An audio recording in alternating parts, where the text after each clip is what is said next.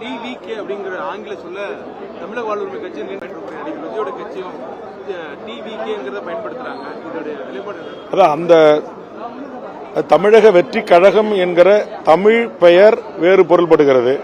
எங்களுடைய கட்சி தமிழக வாழ்வுரிமை கட்சி. தமிழக வாழ்வுரிமை கட்சிக்கும் டிவிகே என்று வருகிறது ஆங்கிலத்தின் சுருக்கெழுத்து. தமிழக வெற்றி கழகத்திற்கும் ஆங்கிலத்தில் சுருக்கெழுத்து டிவிகே என்று வருகிறது. ஆதலால் இதை 12 ஆண்டுகளுக்கு முன்பாக தமிழக வாழ்வுரிமை கட்சியின் சுருக்கெழுத்து டிவிகே என்று தேர்தல் ஆணையத்தில் பதிவு செய்திருக்கிற வேல்முருகன் ஆகிய நான் இந்த கட்சியினுடைய நிறுவனர் தலைவராக பதிவு செய்திருக்கிறேன். ஆதலால் தேர்தல் ஆணையம் என்னுடைய கட்சியை தான் ஆங்கிலத்தின் சுருக்கெழுத்தாக பதிவு செய்யப்பட்டிருக்கிற காரணத்தினால் எனக்குத்தான் அந்த உரிமை உண்டு. விஜய் அவர்கள் இந்த டிவிகே என்று வருவது போல் அவர் பதிவு செய்தால் அவருக்கு உரிய அறிவுரைகளை வழங்க வேண்டிய பொறுப்பும் கடமையும் இந்திய தலைமை தேர்தல் ஆணையத்தில் இருக்கிறது என்பதை நான் எங்கள் வழங்க தகவல் தெரிவித்திருக்கிறேன். கடிதம் எழுதி அனுப்பியிருக்கிறேன்.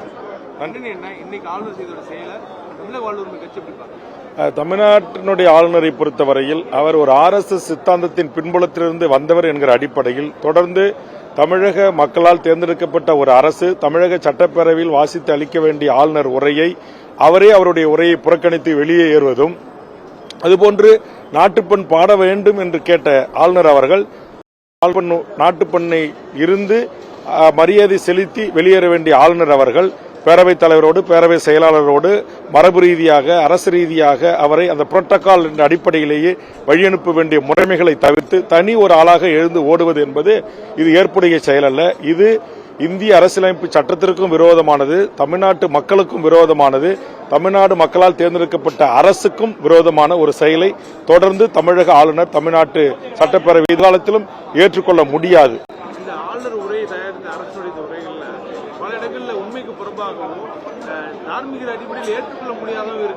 அப்படின்ற குற்றச்சாட்டை ஆளுநர் சொல்லுகிறார். ஆனால் நான் ஆளுநர் உரையை முழுவதுமாக படித்து பார்த்து அது ஒன்றுமில்லை. கடந்த காலத்தில் திராவிட முன்னேற்ற கழக அரசு இந்த தமிழ்நாட்டு மக்களுக்கு எதையெல்லாம் செய்திருக்கிறார்களோ, எந்த திட்டங்களை அறிவித்திருக்கிறார்களோ அதுதான் இடம்பெற்றிருக்கிறது.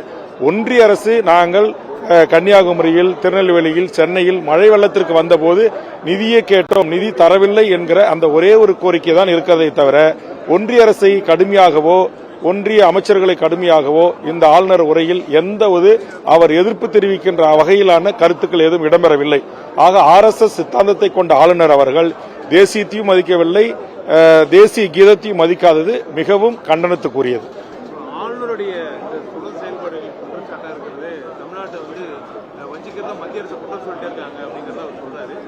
ஆமா, தமிழ்நாடு ஆளுநர் உரையில் இருக்கிற தமிழ்நாடு அரசினுடைய கடந்து வந்த பாதை செய்த சாதனைகளை குறிப்பிட்டிருக்கிறார்கள். ஆனால் ஆளுநர் என்பவர் தமிழ்நாடு அரசு தயாரிக்கிற உரையை படித்து வாசித்து அளிக்க வேண்டும். இதுதான் கடந்த அனைத்து அரசுகளிலும் இருந்த ஒரு மரபு, சட்ட ரீதியான உரிமை. அதை அவர் செய்ய மறுப்பது ஏற்புடைய செயல் அல்ல. அதனால் ஒரு நிமிடம் கூட தமிழ்நாட்டின் ஆளுநராக தமிழக RSS RN ரவி இருப்பதற்கு தகுதி இல்லை என்பதுதான் எமது கருத்து. நன்றி.